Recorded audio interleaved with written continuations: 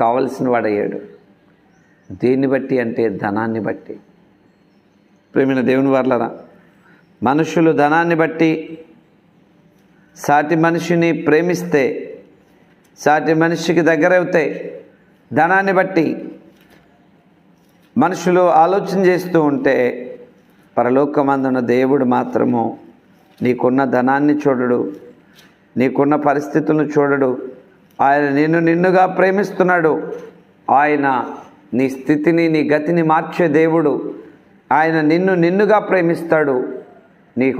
నీ వెనకున్న ధనాన్ని బట్టో, నీ బలాన్ని బట్టో, నీ అధికారాన్ని బట్టో ఆయన నిన్ను ప్రేమించేవాడు కాదు, నీ నిజాయితీని బట్టి ఆయన ప్రేమించేవాడు. దేవునికి స్తోత్రం చెప్దాం.